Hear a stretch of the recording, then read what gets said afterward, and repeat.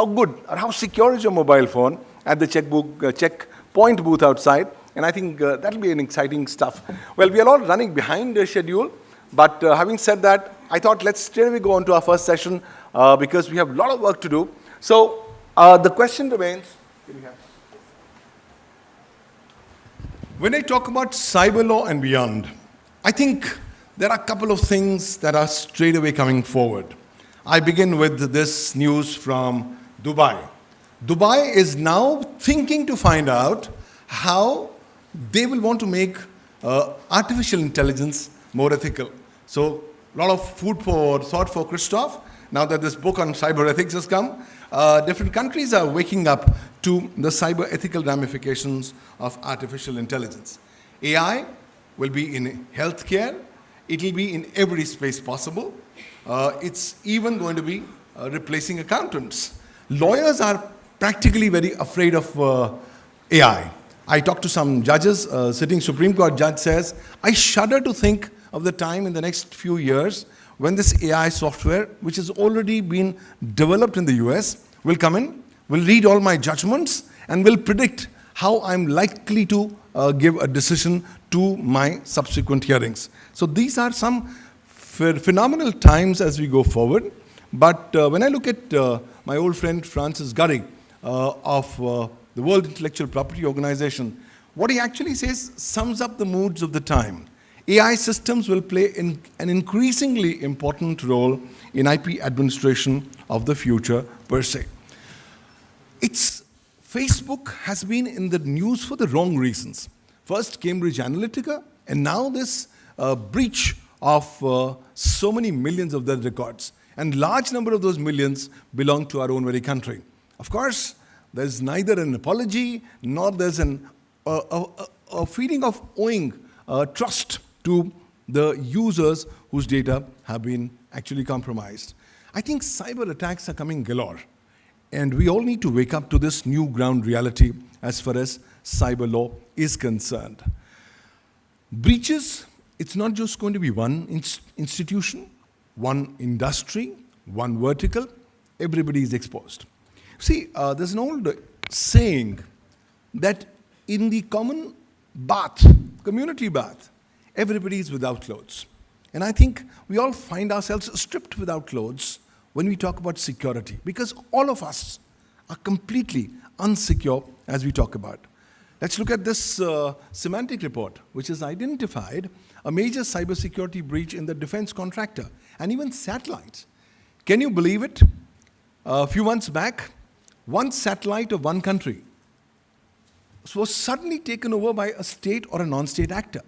And for 16 hours, the country had no control over the satellite. They were able to get the control back, but till today, after so many months, the country still does not know what happened in those crucial 16 hours when somebody else had taken over their satellite per se. I think huge data breaches are happening. Why? Because the data is the new resource of the new collaborative economy.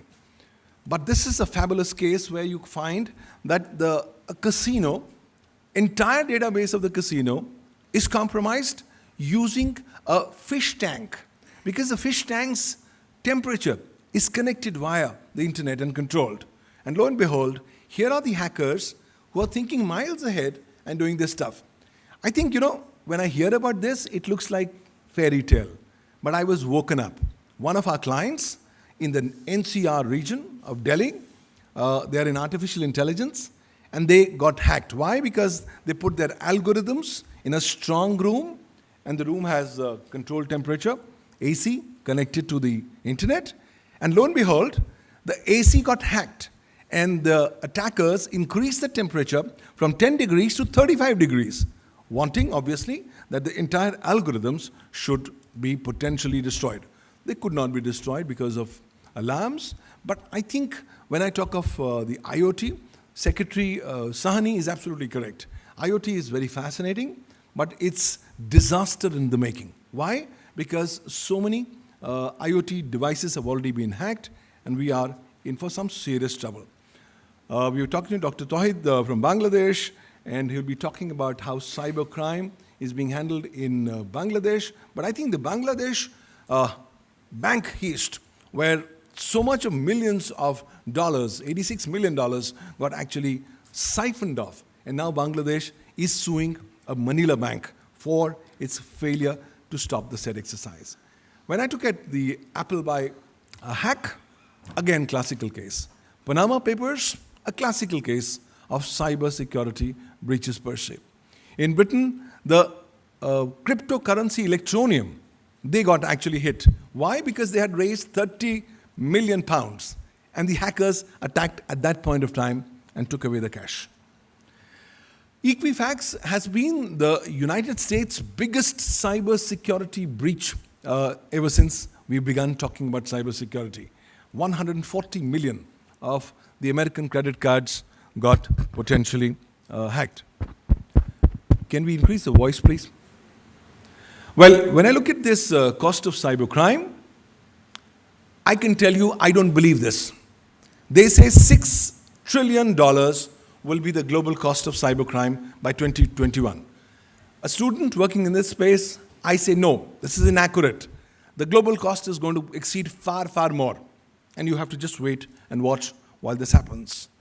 India, we talk about cybersecurity, but lo and behold, there is already news in the public. Indian corporate sector has already lost its war on cybersecurity, and they are sitting ducks as far as cybersecurity is concerned per se. Imagine now schools are being targeted for cyber extortion. Cyber terrorists and cyber criminals are using the school systems to extort money through salami transactions. They're asking students to give $1, $2 before they can actually open up their systems. Classical form of cyber extortion, but nonetheless is increasingly happening as we go forward.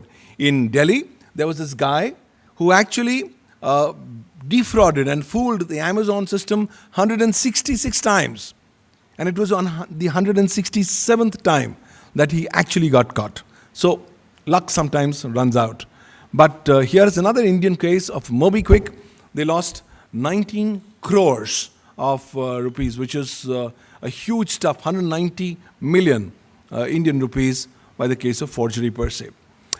Last year, WannaCry was fabulous. I say fabulous because it was party time for cyber criminals. They were enjoying, they were locking up systems at will, and they were asking money. People were kneeling on their knees and giving money in bitcoins because they wanted their data. In India, one port actually had to stop because of being hit by WannaCry. Honda actually had to stop its production. Why? Because its systems were all actually hit by WannaCry. So I think ransomware is the new toast of the times. Ransomware will be happening more and more frequently. And I believe we must all be prepared. So if you guys have not taken your backup, please take them now, because you are not so sure next morning or the next hour you open your devices, whether they will actually be available for you with the data is not so sure. South Korea is currently in an emergency mode. Why? Because almost all its banks have been threatened with cyber threats and cyber attacks. These are not the emergencies that we talk of. These are cyber emergencies that now more and more us have to be prepared for. Some couple of days back in Delhi, the air quality was severe and then emergency level. Now we'll start hearing about cyber emergencies where banks will close down and say, hold on, guys, don't come to us for a week, 10 days, because we have been hit. We want to restore our systems per se. You look at this report, and this says the Judy malware could have affected 365 million Android users. This is last year, 2017. You look at the statistics, and I'm disappointed. Why? Because it appears that governments have not been successful in getting these cyber criminals to pay.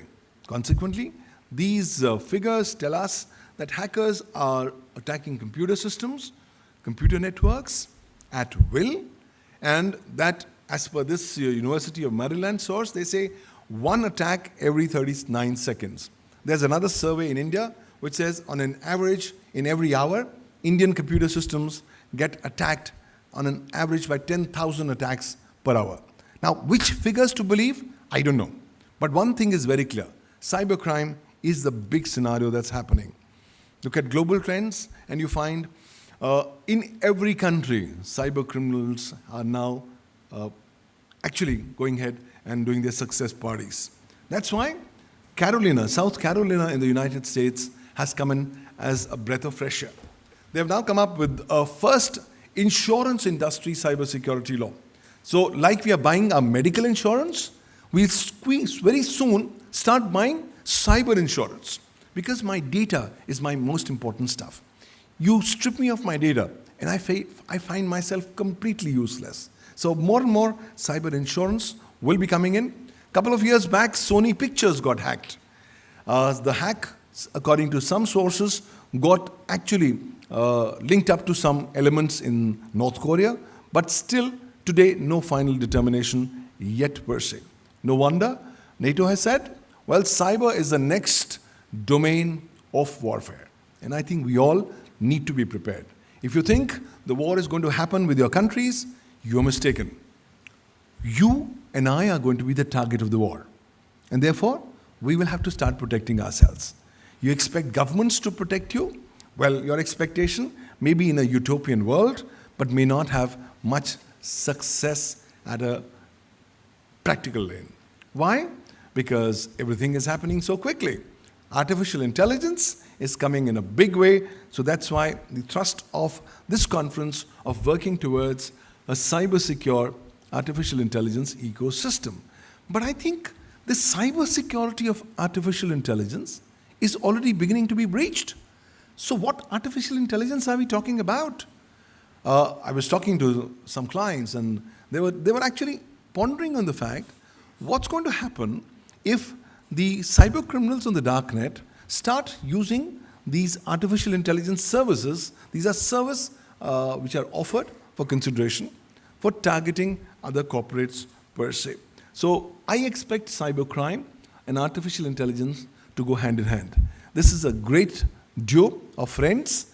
They are going to have a fertile friendship, but ultimately it will be to the detriment of people, of the governments, and of nations per se. And I think artificial intelligence brings a huge gamut of legal issues. Issue of legal liability. What happens? Who's going to be liable when artificial intelligence does something wrong? What about data privacy? When everything is on artificial intelligence, what privacy do I have? Will the artificial intelligence be able to strip me of my privacy? What about my data protection? What about the big data sets that I'm feeding into artificial intelligence, on the basis of which artificial intelligence is going ahead and coming up with intelligent decisions? How about cybersecurity? That's also a huge ramification. And I think very quickly, we must start building cybersecurity as part of AI structures now. Why?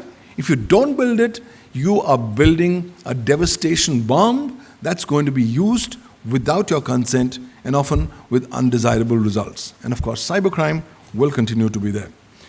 I think that's not running away from the fact that cybersecurity is the most predominant thing that's going to affect our systems now and in the coming times. That's why a new discipline of law, Cyberlaw, has evolved, which is known as Cybersecurity law. It's just a couple of years old. It's suddenly mushroomed. And we find so many now new manifestations of these law evolving. Why? Because internationally, there's no one international treaty, either on cyber law or on cybersecurity per se. So what do countries say? The countries say, okay, we have the Budapest Convention, but the Budapest Convention is a convention on cybercrime, and that does not cover cybersecurity. So how do we deal with it? So countries say, okay, let's do one thing. Let's not wait for these international players to get started. Let me put my house in order.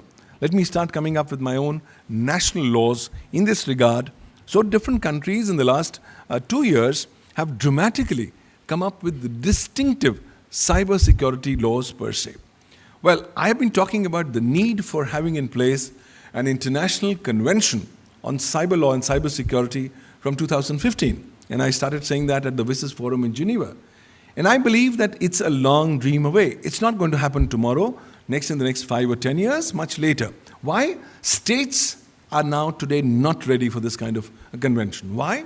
Because a state is doing both covert and overt activities. They don't want to be regulated. They don't want their hackers to be caught tomorrow and the state to be ashamed or put to public shame. So consequently, this concept of an international treaty is not going to really work. So we find national approaches on cybersecurity emerging.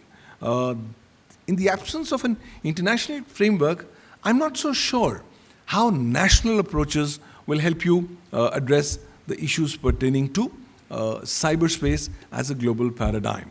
But let's start taking the China's case. China has been a thought leader in cybersecurity law. 2 years, 3 legislations on cybersecurity. First, its National Security Law of 2016. Then its Cybersecurity Law of 1st June 2017. And now 1st January 2018, its Internet Mitigation Measures Law. The accumulation of all this is a massive message. China is saying, hey guys, for me, cybersecurity is a part of my national security. Period. I'm not listening to anything outside. So, I'm going to do everything possible to protect and preserve cybersecurity.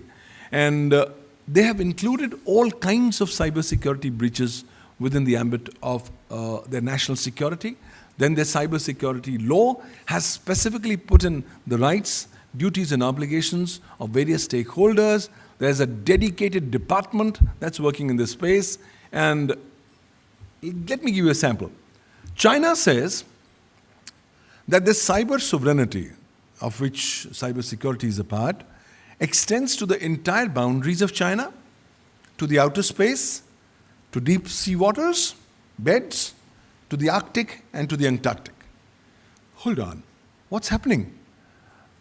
How come a country is coming up with a legislation that's so vast that engulfs the entire world? Countries are not bothered. Countries say, sorry, I want to make laws as broad as possible. Why? When a time comes for interpreting them, I will interpret it, but not now. No wonder there are countries like Russia who have come up with their own distinctive data localization laws. Russia says you want to do business with Russians in Russia, make sure that the data of Russians is in Russia. That's the crux of the model that's also now been followed in China and also now happening in Vietnam. Germany has taken a different stand altogether. Germany says, look, I don't want to look at the bigger stuff. I want to concentrate on critical information infrastructure. So I only want to look at a detailed law which is going to determine the rights, duties and obligations of stakeholders on this. But I think the issue is very, very clear. It's this particular law that's now the toast of the times. There's Vietnam's cybersecurity law. Why? Because as I was talking yesterday, this law is the latest one that's come up, but it comes up with the concept of a national cyberspace, which means, according to the Vietnamese law, the entire internet is their national cyberspace and therefore amenable to Vietnam law. Very interesting. Go back 18 years back. We had the Indian Information Technology Act 2000, which said the Indian cyber law is an extraterritorial law. It's applicable to any person of any nationality anywhere in the world, so long as the actions impact a computer system or computer network physically located in India. 18 years, and we've failed as a nation to actually even have it exercised outside India. I'm not so sure how countries like Vietnam will go forward, but they are not alone. Macau is now with a new cybersecurity law, almost on similar lines. We find new laws also happening in Taiwan, again on cybersecurity. And we find even Singapore has come up with a dedicated new law in February this year on cybersecurity, and so has Egypt. Of course, Egypt law has been criticized because it's been felt it's been very, very harsh and totalitarian, but nonetheless, it's still very much in force. And Vietnam is being the latest one, has that. I think I want to really pause and give this attention to this Belarus law. Belarus is a small republic in the former Soviet areas, but Belarus has taken thought leadership. they've come up with a dedicated law on cryptocurrencies. It's one of the distinctive models that we have found, which is very, very effective. They have legalized cryptocurrencies. They have legalized cryptocurrency mining. And they have identified specific areas where cryptocurrencies can be mined and are used as legal tender, which have due sanction of the law per se.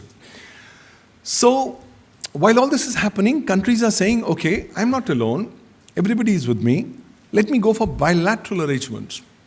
So, bilateral arrangements are coming to the forefront. The US-China, the US-UK, Russia-China, UK-India, India-Malaysia, bilaterals. You don't, actually it all starts with the classical Russia-China bilateral. That was a classical no-hack agreement. You don't hack me, I don't hack you. Wonderful. It started a new trend. And now different countries are going in for bilateral arrangements per se. But on cyber law in 2018 and beyond, I find it's a fragmented landscape. There's lack of an international law. But I'm seeing cyber law as a discipline evolving from just an e-commerce enabling legislation mode to a firefighting mode for fighting cyber security breaches and attacks by anonymous attackers. And I think more and more countries are giving center stage attention to cyber law. A lot of countries are not just updating their cyber laws, but are also coming up with new legal frameworks. So it's a time of transformational leapfrogging. Why is it necessary? Because quantum computing has already arrived. IBM has developed a 50-qubit quantum computer. Google has developed a 20-qubit quantum computer. This quantum computer is going to break all our algorithms' passwords in a couple of hours. So all our encryptions suddenly go for a 6 in the next few years. So how do we do in a world like that? I thought first passwords were secure, then we thought it's encryption that's secure, and now quantum computing comes up and says, sorry, nothing is secure. So the legalities of quantum computing, I believe, also will have to be appropriately addressed as we go forward. Outer space is seeing a lot of activity, and I think we need to focus on cybersecurity of outer space. We are working with UNOSA, which is the United Nations Office on Outer Space Affairs, and we're trying to find out how we can try to inculcate cybersecurity norms in space. And can we have a model code of conduct per se? Internationally, I find a flood of cybercrime legislations. Different countries coming up with different legislations. These are some of the samples of the countries, whether it's Zimbabwe, whether it's Bahrain, whether it's Singapore, or the UAE per se. The Honorable Secretary talked about blockchain, but he was not so sure how this will actually pawn up. I believe blockchain brings across large number of legal issues, including the issue of legality of the blockchain contract, including the various other issues which must be now addressed in an enabling form in case if you would want this particular technology to go forward. We are all wearing stuff, right? We are the wearing generation. Okay. Have you ever realized where your data is going? I've been gifted a couple of these Fitbits, but I refuse to wear them. Why? Because I know that my data is something that's crucial to me. And why should my data be processed somewhere else? Why? Because if somebody knows my biometrics or my vital essentials, the chances of him attacking me is relatively very high. So very quickly, we begun to start seeing the negatives of wearable technologies coming in. Cybercrime everywhere. Not a place to hide. That's my modern day analogy of water everywhere, not a drop to drink. Because this is the new world that we are all living in. Because it's the devices in your hands that are being made as the basis for cybercrime. And I'm pretty sure if you go outside to their booth and try to find out how your mobile has been hacked, maybe you'll have a sleepless night today at least to show you how you need to wake up from your complacency. You look at the figures, and the figures tell you a different story. Cybercrime is organized activity. 80% of the global cybercrime comes from highly organized and ultra-sophisticated gangs per se. This is the place that you should go, but handled with care. Darknet is getting increasingly the preferred destination. But Darknet is also the preferred destination for cyber criminals. And therefore, cybercrime is an economic model there. You order anything, guns, ammunitions, drugs, narcotics, psychotropic substances, everything available here. Can you believe it? You can just go outside, take the Tor browser, and order for anything illegal, and they'll deliver it to you round the corner here. Such are the linkages between the darknet and physical delivery of illegal stuff. So, very quickly, we realize that anonymity is increasingly being misused. And that being so, cyber law as a discipline must try as far as possible to start addressing how to deal with this jungle, lawless jungle, where law does not apply. It's amazing. You are anonymous, I'm anonymous. Everybody else is anonymous. But even in that anonymous world, there's some trust. I trust you, I order something to you, pay bitcoins, you send me guns, you send me ammunitions, and lo and behold, the transaction is complete. You can't do the transaction, no problem. You return the bitcoins back to me. That's the trust that's happening on the darknet. So it's a very, very dangerous world that we have to go. And darknet brings across the bigger issue of attribution. How do we attribute these attacks to a particular cyber actor? Can we do that? A couple of years back in India, in northern India, the grid failed. For 16 hours, the entire northern India was in darkness. The official explanation, the states overdrew. You go to the hackers' corridors, and they say, well, we had hacked into the grids. This is going to be the new normal. Look at Ukraine. Ukraine's had a very dark Christmas last year. Why? Because the Russian hackers had gone ahead and hacked into the electronic grid and made sure that large portions of this country had no electricity for quite some time. So the question is, how can we actually come up with legal frameworks to go ahead and determine attribution? You can be hiding behind a firewall, a VPN, a darknet. How can I say that your attack has been done by you? The law, unfortunately, today has no answer. But I believe that's where work has to work on. Norms have to develop big time in cyber law. And I think good news is last week, 2 competing proposals filed before the United Nations General Assembly, one by Russia, the other by US. And it will be interesting which one prevails, but nonetheless, whatever prevails, it's going to push the envelope for evolving cyber law jurisprudence as we go forward. Why? Because countries are saying, I'm not waiting for you guys. My cyber sovereignty is critical. And I'm going to do everything in my power and possession to protect, preserve my cyber sovereignty. Countries like China have given a very exhaustive definition of cyber sovereignty, but now countries are waking up. Different other countries are saying, I want to protect my sovereign interests in cyberspace per se. Internet of Things looks good, but actually, legal-wise, we think we have a lot of work to do. Why? Because we find that the legal policy issues on the IoT have not yet been addressed, either at the international level or at national level legislations per se. But imagine if your refrigerator could be used for hacking your systems. It's bad news. A couple in one jurisdiction, adult couple, man and wife, were talking adult stuff. They had one of these Alexa machines that was there. And 2 days later, the couple had a consignment. A shipment had arrived of condoms. And they were shocked. They had not asked for condoms. It appeared that the device that was listening to the adult conversation, the device interpreted that to be an order for condoms. And the device ordered condoms. And the condoms came. Now, this kind of information did not get much flashed, but that's the horrendous aspects of Internet of Things per se. I think IoT malware is going to be massive, and cyber law frameworks must be doing something substantial to move in this. Why? Because big data is all around us. And I think as I talk about big data, it's not just about my data, it's the way how these data sets are going to be created. And if you are not going to be honest in creating data sets, your subsequent predictions and decisions will be flawed per se. So data analytics will be very, very important. There'll be issues of data retention, jurisdiction, privacy, archiving. All of that needs to be appropriately addressed, which we are not doing. Robotics looks more futuristic, but if artificial intelligence has already arrived, robotics cannot be far behind. We'll have to quickly start looking at the legal frameworks.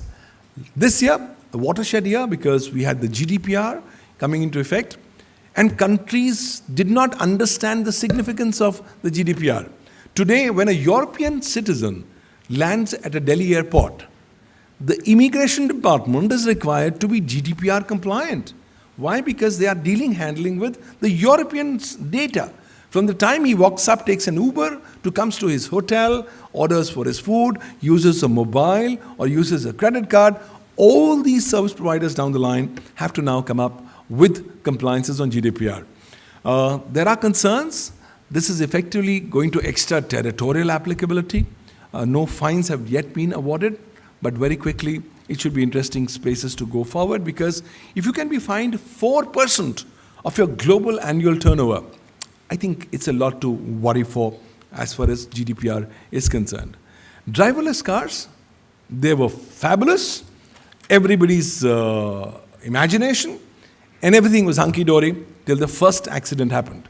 And now the question is, who's responsible for the accident?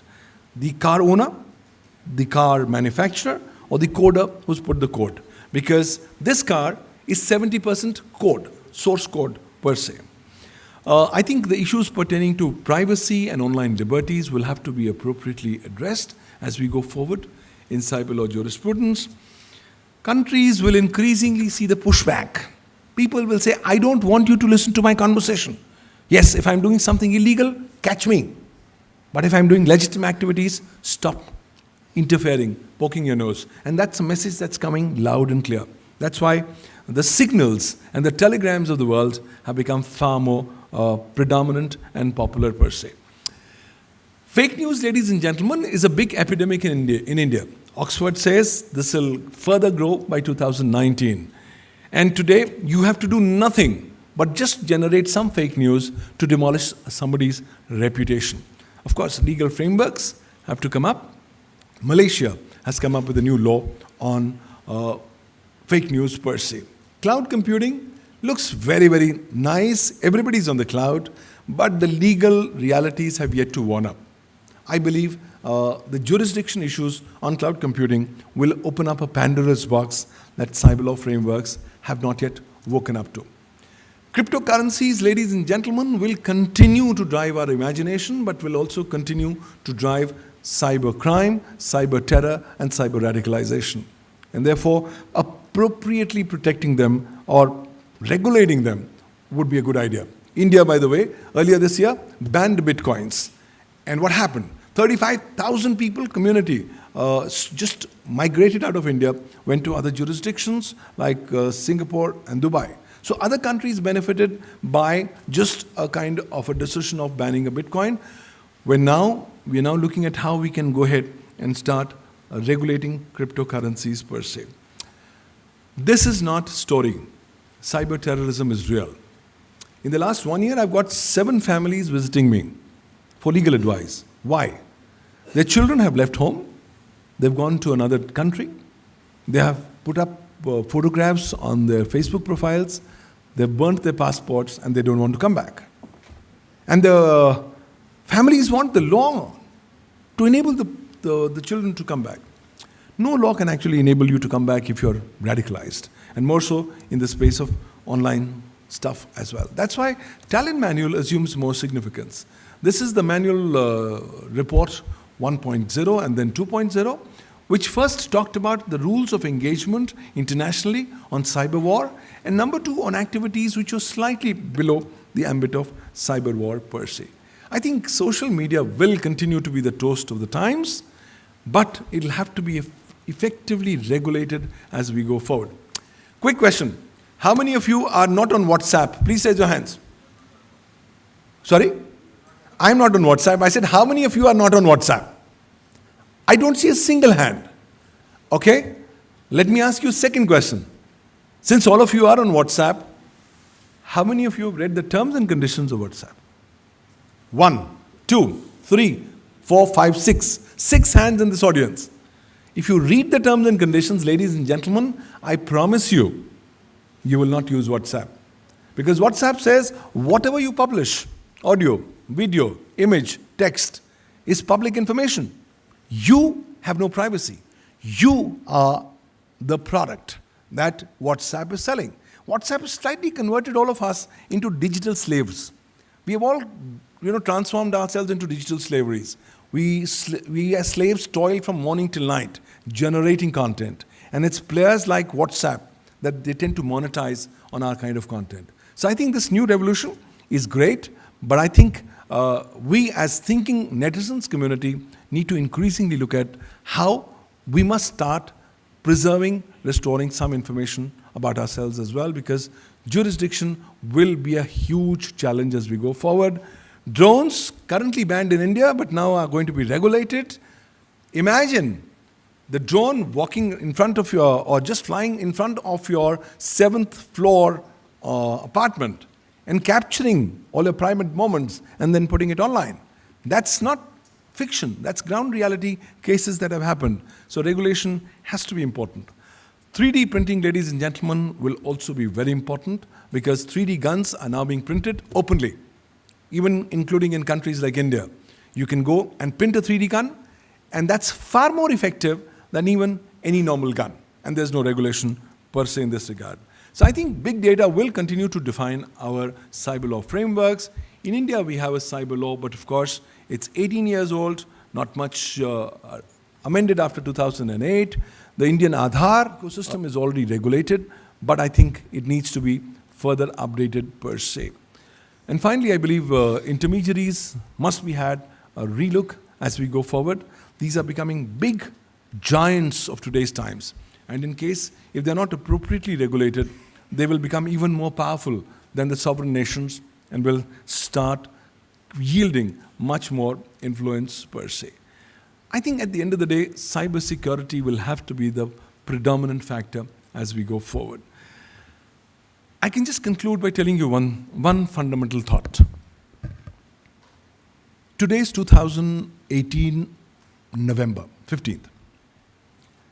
If we were to write a book on cyber laws, cybercrime, cybersecurity in 2025, and if that book was to be of 100 pages, then ladies and gentlemen, today in 2018, November, we are on the 6th page.